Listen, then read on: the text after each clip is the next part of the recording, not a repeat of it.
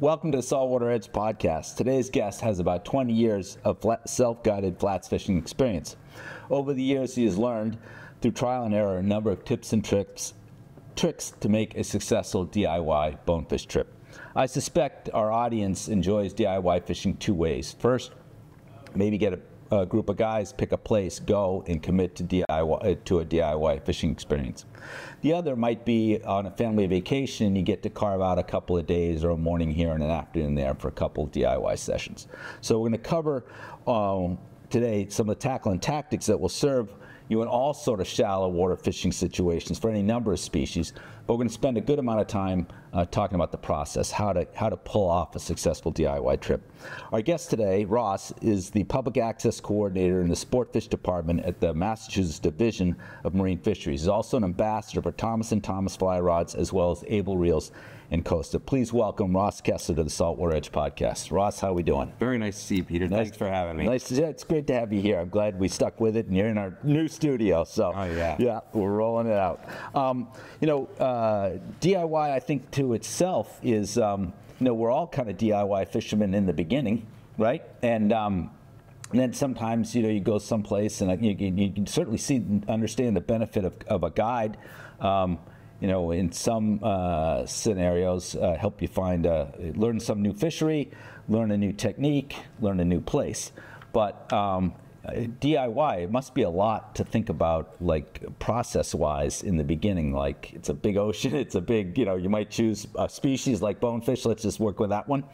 How does the process kind of start? What got you? Well, I guess the first ask, what gets you interested in it? Because you've been doing it for like almost 20 years, right? Well, actually, I think 21 this year. Well done. So yeah, it's been a lot, and it did start with bonefish guided, with things like Great Lakes steelhead or local striped bass. You don't need to really. I don't think you need to start with a guide, although I certainly wouldn't discount that because it offers such a value.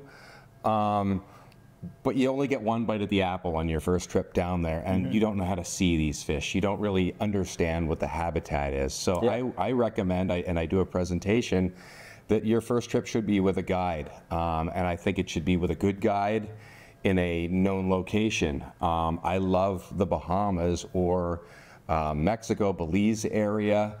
Mexico and Belize have huge numbers of small fish, so to learn the process, it's a fantastic place. Lots of shots. Lots of shots, and you're going to catch lots of fish. The Bahamas, still lots of fish. I hear stories about the Keys being great, but every experience in a place like that, those are PhD fish, fewer shots, and it's honestly more expensive. After my first trip, I did go on a vacation with my wife, and it was like you said, the trip where you're with family, and we were able to sneak out for a day with a guide, and then we sort of learned, wow, you can drive to these flats, you can walk out on them, and it all just sort of snowballed from there. Getting into the trip with the boys' trip, as you like. Yeah, and I think that's the fishing it's not all success, right? No, it is certainly it's not. And I think that DIY in a foreign country is probably stacks the deck a little against. But if that knowledge and experience over time, staying curious, all that's got to be pieces that serve you well in the end. It's very rewarding. To connect. When you do this and you connect the dots and you finally catch your first fish by yourself, all of a sudden there's not somebody who was pulling the boat who knew where they were going to be. There wasn't someone telling you what fly to tie on there, and I mean so on and so forth. Even strip presentation, all of that, you're on your own. I mean, often on your own is literally your own. You're here and your buddy's 400 yards over there. You could yell at him if you needed him, but he's not there to coach or participate, right? That's what we try and do. We try, go out and start the day at a certain time and end it at a certain time, and we may be kind of close, but for the most part, you're on your own. It's a lot of fun that way. So as you look at the process, let's just start maybe at the beginning. It's like you might pick a species that you're interested in, but how do you start the process of putting together a DIY trip? I've been on one with you, and we got a mutual friend, Ray, headed out with you later this, I guess, this spring. This April. This April, yeah. So what made, talk through the planning process? Well, the first thing I do is think about time of year. And then the next thing is to figure out, let's say I want to go in late October, early November, or April for that matter. And I know that with DIY, tides are very important. So my first stop really is to go look at NOAA tides. And when you look at NOAA tides, you can see a graphic of the entire month's tides. And within that, because you don't want the water to be too deep when you're waiting, you're looking to what I call chase low tide throughout your week or 10 days, however long your period is. So the first day of the trip, I like low tide to be, let's say, somewhere around 9 o'clock in the morning. Yep. Which means that your first day, you're probably going to be done maybe at noon, 1 o'clock in most places. But all during the week, you're going to gain that 50 minutes per day as the tide progresses, and you're chasing that low tide. So that by the end of the week or the end of your, I usually do about 9 days, your last night, you usually have that low tide right in the evening, so you get those those great tailing fish moments after a great week, and it can be a phenomenal way to end the trip. 3 trips ago, something like that, we ended at 3 creek mouths with hundreds and hundreds of tails around us as the sun was setting, and I just can't think of a. You want the sky to lightning bolt, take me now, right? Just that's how you want them to end. And not every day ends like that. I don't want to overblow it, but sometimes things do come. But that's a key part of the planning is the tides, and that idea of starting with an early low and chasing it. Yeah. And then you also want to look at what are the tidal, fluctuations going to be. In terms of height. Yeah, if you go to Mexico and Belize, your tidal heights are typically only, maximum of about 1.5 feet, and it's really less important. In the Bahamas, you can have almost up to a 4-foot tide, and really, I look at 3 feet of water as the most I want to be contending with during any high tide. So you can see you'll have like 1.9 to 2 point whatever. That's a great high tide to have to fight.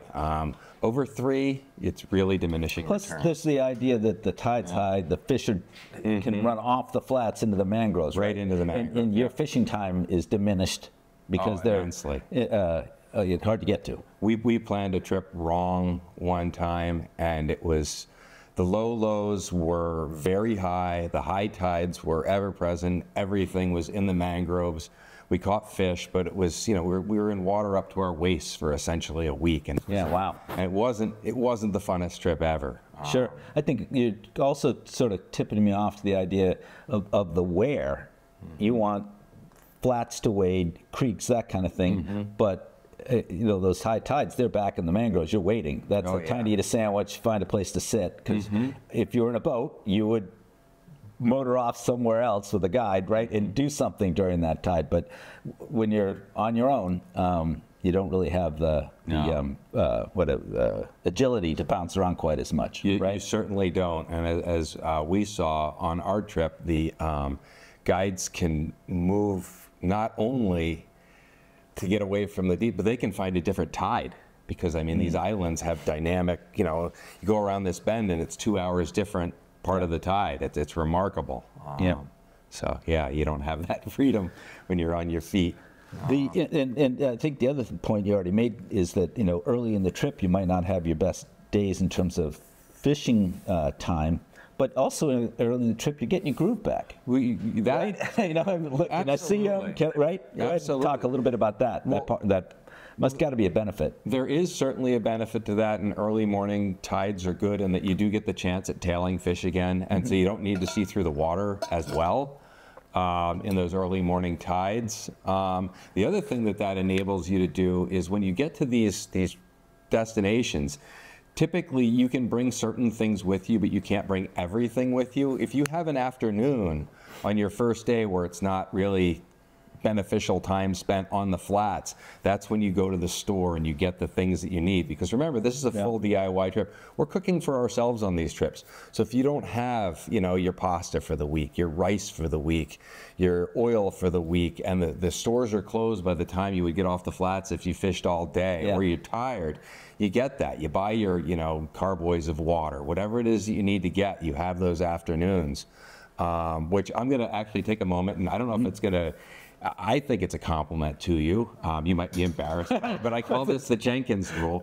You don't go into a store in these places, or you go buy a store without going in and not buying something. Yeah. These places are in underdeveloped nations for the most part, and they're in the backwoods and back countries. Well, what makes them so beautiful. And you might be one of the only people who walks into that store with some cash in your pocket. Yeah.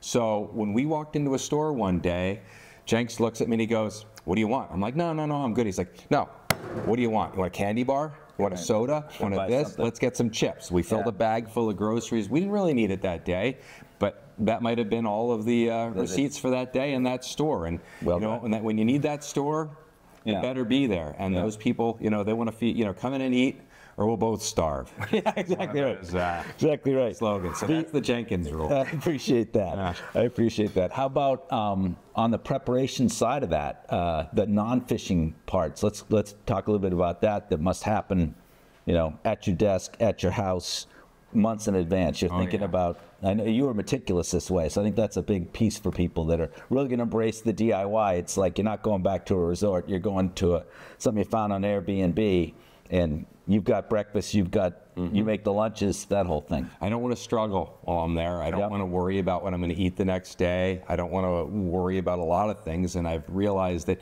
certain items can be purchased in these faraway places, and many things can't. If you look at the diet in a lot of these places, it's not something that I can sustain on for 9 days wandering all around on the flats. So we need to know we've got 8 breakfasts, we've got 8 lunches, we've got 8 dinners. We might go out to dinner once or twice. We're certainly going to be buying some groceries along the way. I do like conch very much. But for instance, lunches. Every day we're making sandwiches. I'm bringing turkey. I'm bringing salami. I'm bringing some ham along. We're bringing wraps, not bread, because we can roll those up. We can stick them in our backpack. They're not going to get smashed to bits. So I'm literally doing a mathematical equation. If I've got 4 guys eating sandwiches for 9 days, that's however many sandwiches times a sixth of a pound of meat per person per day, a few pounds of sliced cheese as well. That also serves as appetizers in the evening. When you're doing that, how many dinners are we doing? We need to have some sort of an appetizer. So like I just said, the cheese, we also bring a bag of frozen shrimp. We bring a lot of chicken. We bring a lot of sausage. All of those things, then the day before, I go shopping, let's say a week before the trip, all of that gets into a dry bag, gets weighed, goes into the freezer. Now I know I've got anything that can be frozen is frozen in a bag. I know the weight. I know how much a checked bag can weigh. So that when I get to the island, it's remarkable. You'll leave your house at 4 in the morning to make the flight. You show up at your place. Let's say you get there at 6 in the evening. You open your bag. Not only that, you've stuffed some of your clothing around it to insulate it. The stuff in the bag is almost as frozen as it was when you left in the morning. Now, if you had I think I could do a full 2-day trip if I wanted to go to the Seychelles, for instance. Not that I'm going to have to bring groceries to the Seychelles. And the food would be just fine. So that's really important. And it was really protein too, because that was lots of protein. Protein and vegetables were. Yeah, we had some vegetables, but the protein was a real piece you thought through in advance. Well, that's the key to it, really. And then the vegetables you can buy, and just about anywhere you go, some better than others. You better like big ugly carrots. You better, usually you can get green peppers, iceberg lettuce. But when you see those things and you say, well, we'll get some now, we'll get some later in the week, sometimes it's smart to buy enough for your entire trip, because we've had islands where gas has been in short supply, vegetables have been in short supply. If the mailboat the supply boat doesn't get there that week, you're going to have to be creative in your approach. Yeah. So we talked about tides. We talked about the food. How about some thoughts on how you maybe find a place? Are there some you might have not looking for more tips on how to think about it? Yeah. Early on, it was more difficult than it is now. We happen to have a couple of online services, VRBO, Airbnb, etc., that have very easy to find housing.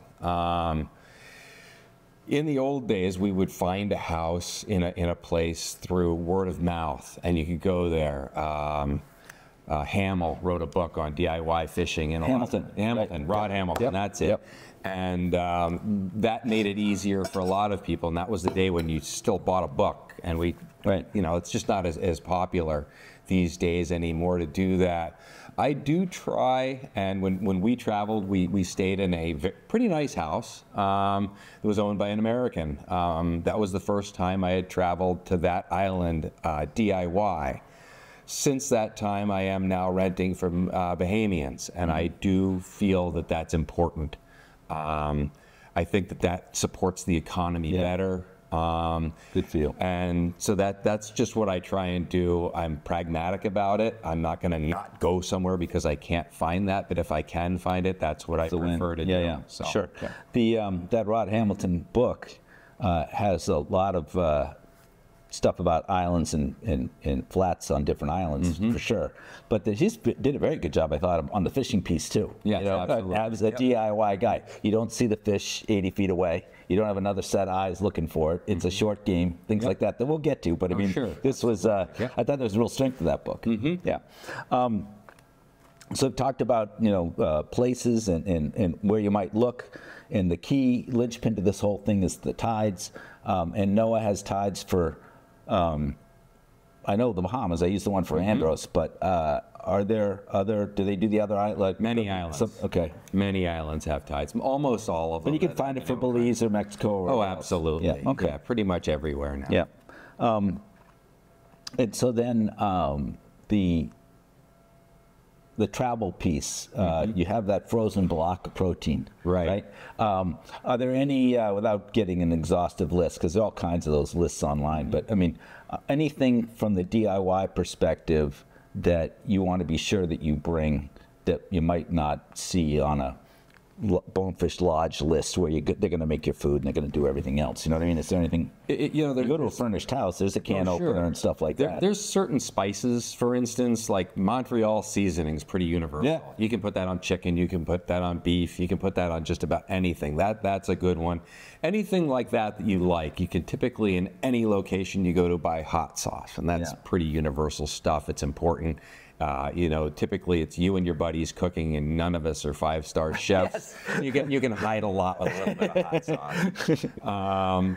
Typically you can get your beer and your liquor at these islands. You can get certain sodas, so those things you buy there.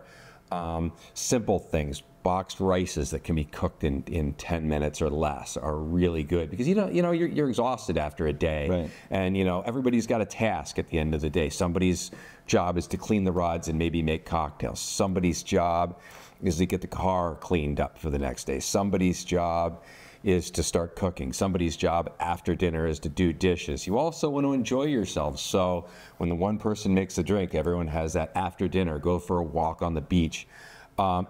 If we were going away for 2 or 3 days, you can wing it. Yeah. For 9 days, you can't wing it. It turns into a wreck. I'm 56 years old now. I don't want to live like a 22-year-old at a fraternity house. Right. And then in the mornings, one guy's making breakfast, the other guy's making lunches. Yep. It's a rotating thing, and your job. I really thought somebody's doing the dishes, and someone's loading the truck. Yeah. And we're out the door. And you bring up a point of that. It's a distribution of labor. Yeah. But if we didn't have that distribution of labor, the time of year we went, the good sun really began around like 9 to 9:30 in the morning, which means you want to be at your location walking to the flats at 8 a.m. So you've got to get up at 6 to get to your location at 8. And if you're cleaning up from the night before, forget it. Yeah. You're behind the 8 ball. You get there, you're on the flats, now it's 9:15. Now you're following your tide, you're trying to figure out where your fish are. You fish your day, you've got your lunch in your back pocket, and I actually want to digress after this. And then you fish your day, you'll notice at about 2:30 in the afternoon, especially November time of year, you start to see, from the morning you see your shadow get shorter and shorter and shorter. By about 2:30, now your shadow is starting to grow. At that time of year in the Bahamas, your shadow gets longer than you are tall, about 4 o'clock in the afternoon, which means once that shadow gets longer than you are tall, your ability to see things goes down drastically. Yeah. And the one exception I said at the beginning of this talk was unless it's low tide, which, remember, we're chasing low tide throughout the week. Right. So at the end of the week, you can get away with that. At the beginning of the week, when you've got high tides in the afternoon, 4 o'clock, you should be thinking about meeting at the truck. You should be done for the day. That way you get back. You're not beating yourself up. You can't, you know, people around here think, wow, we're going, you know, straight bass fishing, first and last light. And the fishing may be good then, but this is sight fishing. And if you can't see the fish, go home, come back and do it the next day. You've got 6 to 9 days to do this. Don't kill yourself in unproductive times. Sure. So I think we've done the process part, the planning, the food. Yep. A couple things like that. I thought those spices are a great example. The kind of thing is a DIY guy you're going to be thinking about, because you're not in a lodge. You're not. It's not. You know, there's some restaurants, but sometimes you're at the end of the road. There's not a lot of choices. Yeah. So let's talk a little bit more now, or shift to the fishing itself, and some of the things that make it different. Wading a flat, you know, on your own without a guide. You know, certainly picking a spot. I mean, I remember one time, one of the days, we hiked in from that bridge, and we just didn't see any water, and we stuck with it though. We got to the other end, and the tide, you know, maybe as a wind thing, or the tide wasn't quite what we expected. And when it turned though, boy, they just streamed right by, and it was the best chunk of time of the whole trip. But it was, didn't look like it when we got there. Sure. You know? And that happens. I mean, that's part of the discovery as well. And some Fishing. Yeah, I mean, it is. It's fishing, as you like to put it. Fortunately, we live in a time with Google Earth. So before you go, spend your time on that. And the things that you find may not be exactly what you see on the Google Earth, but they're a lot closer than if you were simply guessing. Yeah. What you have to also understand is just because the road gets close to the flat doesn't mean you can get to the flat. Yeah, the jungles down there are brutal. Thick, awful, don't want to hike through. I just think of one spot that I wanted to take a shortcut on the way home one day, and to get through about 25 feet took me 40 minutes. Now, it was about the same time it would have taken me to wade in the end, so I guess it was a wash in a sense. I ripped my pants, I ripped my shirt, I had to break the rod down to get through this density of stuff, and it was like 25 feet of jungle to get through. It was brutal. I remember with us, find those. Yeah, I remember with us, we were with that long road, and it was right close to the same flat. We approached from a different way, but it looked great, but you really couldn't get there. It was very deep, right against the road. Yeah, and we had 2 or 3 locations we found to get through, and that helped us, and that gave us, access to a backcountry flats. We looked at another place that we thought would be good, and there was no way to get in there. Other things are that, backs of creeks, if there's not a lot of water movement in there, you might get in there and find that you can't even walk through it because the muck is so deep and hard. Yeah. So your fitness is very important on these trips. So figure out these places where the road will take you to a place where you can get on the water. That's huge. And that's when you look at these islands and you see these magnificent flats.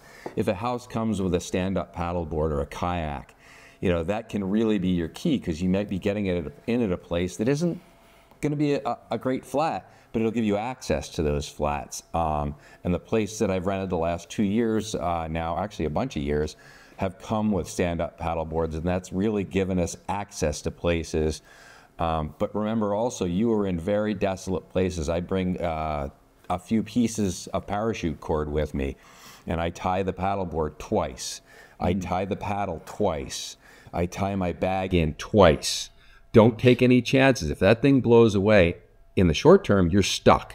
And in the long term, I'm going to assume you get out of there okay. you're going to owe the person who owns the house for a new stand-up paddleboard. It may be a $700 paddleboard, but with the value-added tax and cost of getting everything there, that might be a $2,000 screw-up. Yeah. As well as, you know, kind of wrecking your ability to get anywhere for the rest of your trip. So, you know, be extra careful with that. Be extra careful with the way you drive. If you take out a wheel on your rental vehicle, you might be in big trouble. This is more the logistics of getting to and from the flat. One thing I pointed out heavily, and I stress this in every talk, is take care of your feet. Coral sand is the sharpest stuff you'll ever run into in your life. My general standard operating procedure for footwear is I run, you know, Sims boots. You can wear either their zip-up booties or their lace-ups. Patagonia makes nice ones. I'm sure there's plenty of great brands out there. But the key is some sort of a gator guard. Whether most of the time it's 2 pairs of socks, and just cheap athletic socks. Athletic socks are great because you're going to be throwing them away at the end of the trip. They're getting sandblasted all day, every day. If you get sand in your shoes walking through the mangroves to get to a harder flat, sit down on the flat, take that moment, take your shoes off, take the socks off, wring them out until they stop running that milky white color that flat sand gets. Put them back on, you're good to go, but don't let your feet get ripped up. Just about everyone I know who's done these trips has not given it the respect it deserves, and you wind up with awful sores on your feet, and you got to put them in your shoe the next day. Yeah. And it hurts. I was there. That happened to me. That happened to me. Yeah. You know, I think going back to your Google Earth comment, it's really useful to like inch by inch, right? Absolutely. Throw some pins in, because you might find out that, yeah, that looks great, like I kind of mentioned as an example, is that, yeah, but it was really deep beside the road. And the next one, and that's how you kind of like, in preparation, can give yourself the best chance to maybe find a couple spots that work. Absolutely. And then there's some places that are already, people have been before, so there might be a bit of a path or a route, or you've been there before in my case, but I was at Green Turtle once, and that was, there's one just really big flat, but just getting to it, and you could walk, and you know, you'd see other people, they'd be on other parts of it, but it was a massive place. You know, that's one of the things. Otherwise, there's, like you said, a kayak to get from one spot to another, or a relatively small one that you found by inching along Google Earth. Absolutely. Lots of pins. Yep. Okay. And you start to learn like what color bottom looks better. I mean, that's just something to pay attention to and something to move forward with. Yeah. And then also something that we haven't really touched on is, since you're out there all by yourself, you have to be completely self-reliant with everything. So I think I'm going to go through, I've got Good idea. some visual aids here. Yep. And I'm going to start with the things that you need not for fishing, I think, at first.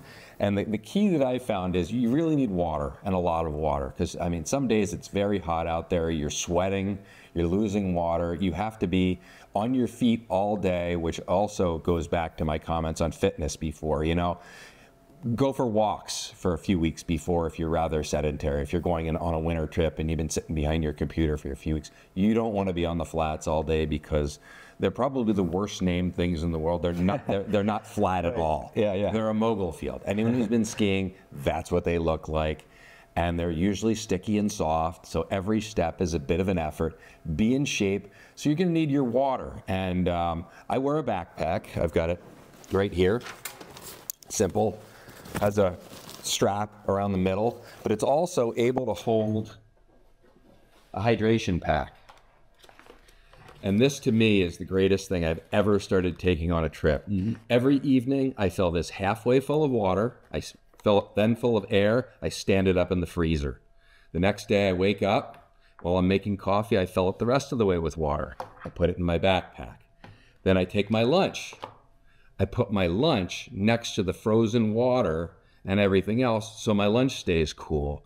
I've got cold water all day long. This is over 1 liter of water. I end up, you know, trying to, you know, I've sort of figured out how to drink water evenly throughout the day. I overhydrate before I go on the flats. And that's how I have cool food, nice water, all that. A couple granola bars, sandwich we already discussed. You put them in wraps. You don't put them in bread. And that way also, as you're eating your sandwich, So many times I've had to put my sandwich in my shirt pocket and cast at a fish. It's lovely when that happens. The other things that go in there are lightweight raincoat. This thing fits in a little Ziploc bag. Great. Good hat. Sun protection. People are dressing like mummies these days. Choose your own hat. Most of the hats that are out there, I find, have a floppy one of these. And all you can hear all day long is flap, flap, flap, flap, flap, flap, flap in the wind. Blowing. I don't love this hat, but I love the fact that it doesn't make noise. Because a lot of times, if there's tailing fish in shallow water, you'll actually hear them before you see them. And if you got a flapping hat, you're not going to hear them as well. So that's your basic clothing and things that go in there. Now there's fishing gear you need to carry with you as well.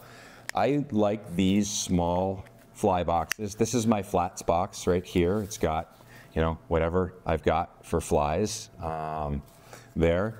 And then I keep a backup one in my backpack in case one were to get lost. I also like these because they float. So if I drop them, I'm hopefully going to see, oh, look, some idiot lost their fly box and it's floating away. Spool of tippet. Use your favorite tippet. Many people say that normal monofilament's fine, and I use fluorocarbon. I'm using the Seaguar Gold now. There's so many good tippets out there. I don't even want to get into that discussion. I like these hemostats. There's lots of them out there. This has a cutter on it as well as a grabber. Bonefish mouths are small and soft. This isn't like wrenching something out of a big striped bass like we've got behind us. And it can be narrow. A smaller fish got, and you can't get your fingers in there. You certainly can't get a pair of Van Staal pliers in there. No, so to do it right by the fish, you really I got a pair after I saw yours. Yep. And that's why I use this for that type of fishery. In addition, I keep a spare fly line in my bag, and just the old Lefty Cray trip does along with 4 shorts. That's a 9-weight fly line right there. Lots of good bonefish lines out there. I use Wolf and Cyangler, but I'm sure that Cortland's is fine and Rio's just fine as well. We don't have any bad brands of fly lines anymore. We don't have any bad brands of fly rods anymore either. We live in a very fortunate time. Spare leader, of course, another pair of hemostats. These little things, any type of Velcro to make your life better. This comes with when you buy a head of broccoli. So, what do you use it for? It's a piece of Velcro. If you need to strap anything to yourself, like to the rod or something like that. Anything like that. It's a great little thing to have.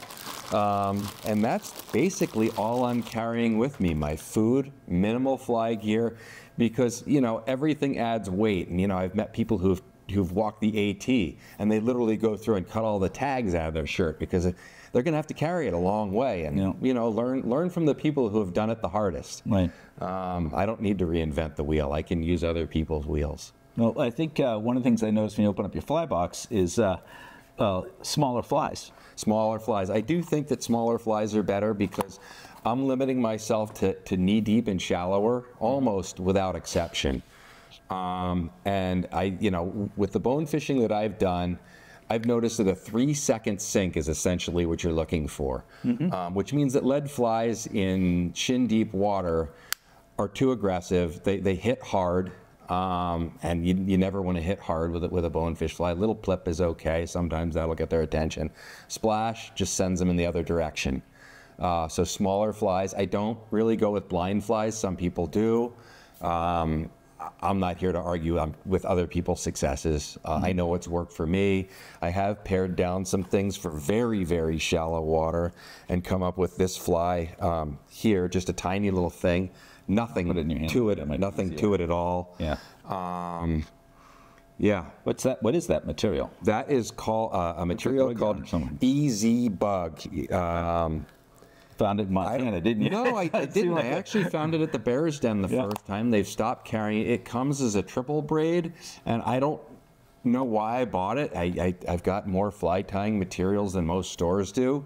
I saw it. I didn't know what I was ever going to do with it. I didn't realize it was triple braided till I got it home because it dressed flies just way too bulky. Yeah. So I spend the time unbraiding it all, and I've got stacks of it. And it's buggy looking stuff. It's buggy. The point is the fly's small, gets the bottom quick, and then it has some life. And when it hits the water, it expands out, so it takes up much more room than it looks like it should. and then I put 4 rubber legs coming out the back of it. I think it looks like a fleeing crab, but I have no idea. I mean, we know how fish react. We don't know what they think. Yeah, so, absolutely. But it catches the heck out of the fish. And the other thing is, I think that observation of, you know, where am I doing my wading? You know, you're shin deep or knee deep. You don't want to be much more than your thigh as it is, and so you want it to get to the bottom. But the bait in those general areas is generally small. Typically very small. Yeah. The juvenile version of what might be out on a flat you can get to on a boat. Yeah. So I mean, and also for the day we go on we pay a guide to take us out on a boat. We've got the Bonefish boat box, and if you look in here, these might not be as big as some people's, but they're, you know, a lot bigger flies. There's some lead on here and everything else. So let's talk about that, the guide day. You know, when we made our trip, we did 2 of them to get to remote places to see something that we wouldn't have otherwise seen. Absolutely. And boy, you got the local knowledge. You have the showing up like we did at a place that had no water. It was coming, but we were mistimed, you know. And then you're right, that mogul field it was to get to the other end when the water was coming in was really something. And I think it's nice if you have the occasion to be there for a longer stay to mix it up. Absolutely. And it gives maybe a place you would go on your walking a rest. Oh, absolutely. Yeah. I mean, fortunately, all the places that we're going, I try and make sure I have 5 or 6 independent places to go. We try not to fish the same flats ever more than 2 days in a row or things like that. But as much as we like to have discovery and do things on our own, to have an expert and a local show you the magnificent places that are out there. You know, we ended up going to Jolter Keys. Where you're never going to kayak there yourself. Right. You wouldn't know where to go if you did. You'd probably get lost and never be heard from again. Yeah, there's that. We went to the west side. For years, I've been hearing people talk about the west side of Andros. And in your head, you're thinking, it can't possibly be that good. Well, it was better than that. Yeah. So it was, you know, on some level, I probably started DIY fishing because I was, you know, broke just out of college. But really, really wanted to go bone fishing. Now I'm in a better position, and to add those days on and to build the relationships with some of these guys, I'll give them a push. It was Herman Bain. Yeah.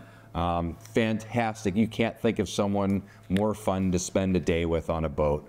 He's on the North Bight of Andros. Yep. So, yeah. Put his info in the show notes so people can reach out to him. Yep, fantastic guy. And he's got his own little lodge that's not the total lodge experience. His wife does the cooking if you stay with him. He's probably the one of the perfect people to go to for if you want to go, say, for a 3-day stay on Andros, something like that. Yep.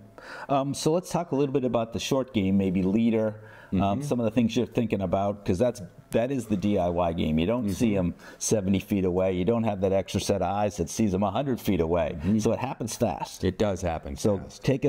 Take us there. What is the scenario you like your chances? Sometimes they just sink up on you, but other times you got enough lead time to do it right. Yeah, what do you do? Given the opportunity, I'm just going to start with how I set up my gear. Sure.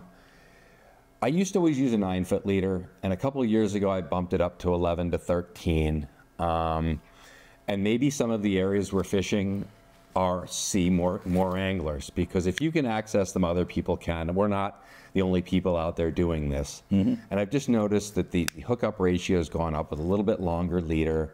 And that's also why I'm using the gold, which is you're getting 12-pound diameter leader on a 15-pound leader, so you can put a little more heat on those fish. And I always want to hook them, land them as fast as you can, get them back in the water. I mean, we go out there and we beat these fish up, and we want to send them away in as good a shape as we can. Other thing, figure out which lines work for you and your equipment. Like I said, I like right now the Scientific Angler lines and the Wolf lines. I love the feel of that taper. The other thing I like about both of those now, they have a two-tone line, so that the head is one color and the running line is another. I keep the entire head of that line coiled in my line hand, so that when you go to cast, you don't want a big U of line behind you. Inevitably, if you try and cast, I don't care how strong a caster you are. When we all took chemistry and physics class, we learned about surface tension of water. You can't you're not going to make the cast very easily if you're trying to pull the line through the water the whole time. You need to get that line, drop it in the water. The head is now at your feet. If you have time, pull some of the running line to yourself. But if you can get the whole head of line in the air moving with a good strong cast, it'll carry the running line. If you're pulling head off the water, you're making 3, 4 false casts. And noise. And you're making noise. I don't really think about that because I try not to put myself in that position. But yeah, those are the shots that I blow because they can hear it. Any alert that you give them, you want to surprise them. And you have to make that first, you talked about noise, you have to make that first cast count. And this is something that I've really, really been bad at through the years, and I'm getting better. It's a lifelong pursuit. The fly goes down, it sinks, the fish is looking for it. You've stripped maybe a little faster than you should. The fly's now close to you. The fish is still looking. It's not moving much, but it's not finding the fly. Try not to cast again. Try and make a 1/4-inch strip, a 1/2-inch strip. They will find it if they can, or they won't. But the recast seems to be one of the worst things you can do, especially once that fish has gotten closer. They may not even run off, but they won't eat your fly either. So make that first cast count. And that's what you also brought up. It's a short game. In the straight bass world, I think that we can heave a cast out, that it can splash down. It doesn't need to be this close to the fish. It doesn't need to be this close. With the bonefish, if you can get it closer in their path of travel, it has to be that close. And it can't splash down the way that the big beast fly can. It has to land in a way that's not going to spook that fish. So if you're normally a 70-foot caster, become a 50-foot caster because you're going to cast 50 feet really well. I know guys who can cast 100 feet every time, and I think they're better served in a presentation game taking that down and making it a 70-foot cast, a 60-foot cast, because you know what? If you can cast really long, really well, you should be able to really control that cast in a shorter distance and present it and engineer the game as best you can. If the fish gets close to you, the next move, get on your knees, sit down. Don't wear your nicest pants. They're going to get wet. Just sit down on the flat, and you'll see those fish till you see that head go down, the tail goes up, it does that little wiggle, it's in their mouth. That's when the longer strip comes, and you'll feel that tightness, and that you can just the excitement of that's just powerful. It smiles great. So, smiles great. Yeah. So what else? I think that is the short game, and I think you're the idea of getting rid of it quick, and maybe even thinking about a different kind of, if you're that distance caster, which is a lot of the New England guys are.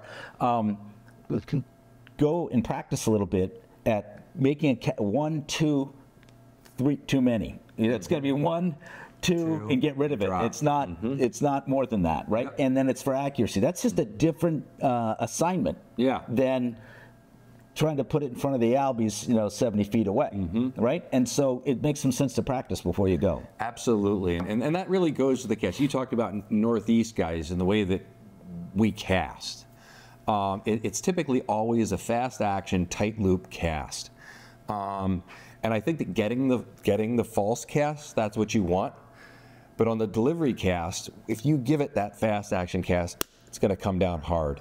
So if you watch these Bahamian guides and if you watch them cast, they get a ton of lineup. What they do on their last cast is they reach back, they reach up, they open their loop, that fly comes down gently, and that's what you sort of want to think about doing, especially the shallower the water, the gentler the land. So it's just, that's not what we're doing when we're albie fishing, and even though we're throwing smaller flies for albies or bonito, you can get it in there hard and fast. You're not going to spook those fish. Yeah. I think those are good takeaways from the process to the setup and to the tides and the short game. Let's change gears here. Okay. So this podcast is brought to you by the Saltwater Edge. Go to saltwateredge.com to check out the latest in surf, fly, light tackle, and jigging gear. We have hundreds of 5-star reviews for our same-day shipping, advocacy for our fisheries, and our passionate crew of anglers who are ready to answer any questions you might have about tackle and tactics from bonefish to bluefin. And go ahead and use the code ROSS, all caps, to get free shipping on your next order. That was an audible. I need a short code knife. So there you go. I should have waited to buy my stuff before. We'll take you. We'll sort that out. We'll sort that out. All right. So a couple wrap-up questions. So for someone who's looking to go on a DIY trip, what would be a couple of flies you'd recommend? You showed us one. Is there a couple, 2, 3 you don't leave home without? I noticed the size was more 6 and 8. But are there a couple of, you have that fly that it's got a lot of life when it sits. Is there another fly? Lots of them. No, not lots, actually. At least in the Bahamas and Mexico and Belize, in my experience, it's tan, and more tan. I think Mexico and Belize for bonefish anyhow. I certainly haven't mastered the tarpon or the permit, things like that. Small, very small. Size 8, little gotchas, sparse. And as far as I can tell, that's pretty much all you need for bonefish down there. I mean, keep it simple, keep it small. You'll find, and I tie mine for those with marabou. It breeds really well. Like I said, tan, and more tan. I mean, the pattern calls for fly fur. I don't really use a lot of fly fur in those flies anyhow.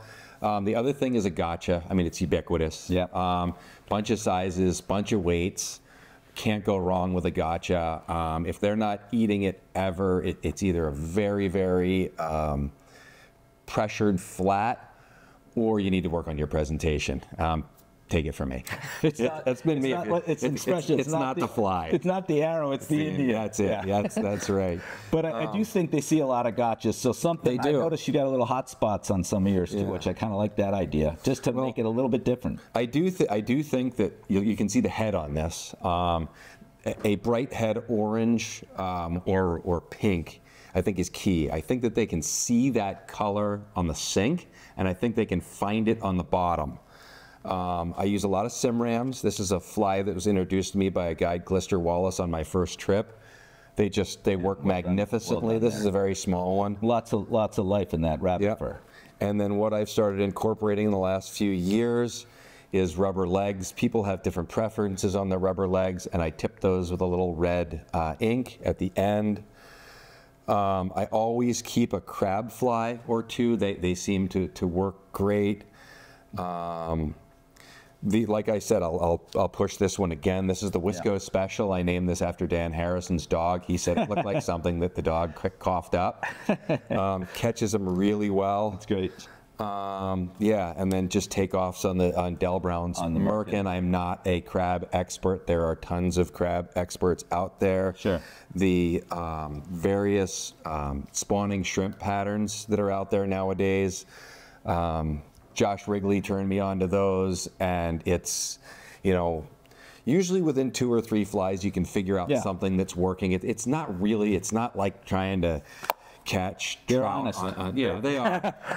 I guess that's something you bring up. They said they're honest. If you do most things right, most of the time with bonefish, you're definitely going to catch some fish.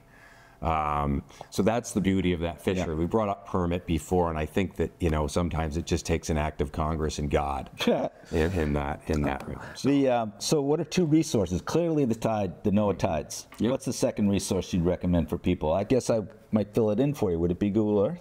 Absolutely. Yeah, we've already discussed that. I mean, it's such a great resource. It's out there.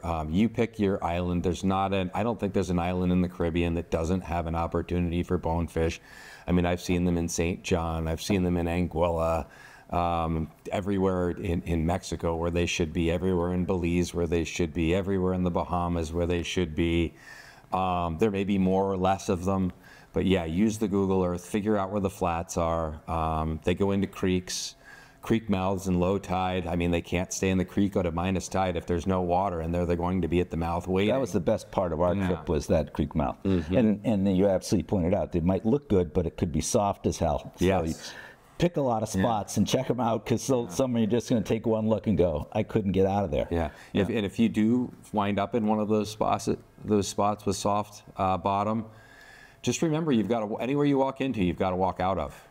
So you might walk in there and be mostly cooked. You're going to be really cooked. It's the same argument as when you're going somewhere in your boat. Once you don't want to run it halfway out of gas, because you still got to get home. You got a lot of work to do. Yeah. So 2 tips to improve. If you're looking to do more of this DIY, or you have some experience, what are 2 tips you give people to improve? I think really stick with it, and I think that most people at the end of the day think that they've seen all the fish, because everybody, I heard a statistic once that just about every angler thinks that they're better than average, which can't be possible for everybody to be better than average. Yeah. So realize there were a lot of things that you missed, and go into that with a sort of a humbleness. Because eventually you're going to see something you've never seen before. You're gonna realize an angle of light that you thought was the right angle of light really wasn't. And that's the most important thing, I think. And if something isn't working, change. If you see something that works, start thinking after it's over, why was that good? I started seeing sharks, for instance. Then I started seeing bonefish. Well, sharks eat bonefish. So if you see sharks, which are pretty easy to see, there's probably bonefish around. So that's a really good hint to think about. I'm not typically afraid of the sharks. I've been around some big ones. I've been around a lot of them. I do tend to walk at them. No predator or nothing likes to be chased. They do typically go away. I know people who've poked rods at them before and had rods bitten in half, so don't do that. And I remember I reread that Rod Hamilton not that long ago, and his point was they see the fly twice. Mm-hmm. It's time for a change. Yes, because they're killers. They didn't miss it. If they saw it, you saw them change their path. Mm-hmm. They chose not to eat it, so make a change. Yeah. Okay. Where can audience find out more? You do your talks at different clubs and things, but where could they learn more? There's a chance for you to share your website or a book or a course or whatever it is you're up to. What are some ways you'd like to see people participate in the fishery, whether it's up here or down there, or learn more about what's important to you? I don't really have any of my own social media outlets other than my own Facebook page, and I'm certainly not one of these people who's trying to get 1 million likes on every post that I do. I do read. I think that's important. I think that the internet has incredible resources out there right now. Things I care about. It's something I brought up earlier. Fight fish with the biggest tippet that you can get away with. Mm-hmm. Fight them fast, fight them hard. Just because a fish can take 200 feet of line out doesn't necessarily mean that you should let it.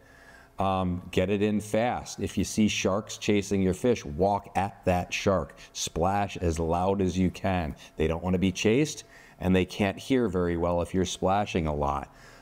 Don't lift those fish out of the water. You'll notice the first time you pick up a bonefish and hold it against your shirt, you took half of the slime layer off of it. When you take the slime layer off a fish, whether it's a bonefish, a trout, a striped bass, you've taken away that protective layer. This is something that I preach a lot. I don't know if this is true with bonefish or not, but I mean, just with fish in general, certain species, once a water temperature hits a certain threshold, fish should not be fished for. 68 degrees, 70 degrees for rainbow trout is probably a threshold. You should go somewhere else and do something else that day. I think about this as I'm a marine biologist, as Peter alluded to at the beginning of this talk. I think about the inverse relationship between dissolved oxygen and metabolic needs of fish. And I mean, I love the ability to have this resource that I can take advantage of. And I think it's abusive to go out there once temperatures hit too high of a threshold, or you're gratuitously fighting fish too long. So care about the resource, especially if you're a catch and release angler. If you're out there to catch a sea bass and eat it, it's a dead fish anyhow. So that's a different argument for a different day. Sure, but it's those things to be thoughtful about. So thank you, and I want to thank you for running over here and joining us today. Thank you, Peter. This is great. I had a wonderful trip with you, and I know you got another one planned, and I really appreciated from that experience how much thought you put into this, and I just know the folks that are enjoy do it yourself, whether it's bonefish or anything else. A lot of what you shared can be for anybody who's thinking of going off and doing it on your own, because the guide experience is great, but there's something even more special, more rewarding, I think you said. You know, it's all good. Both are great. Pleasure. All right. Take care, Thank Russ. you, Peter. You bet.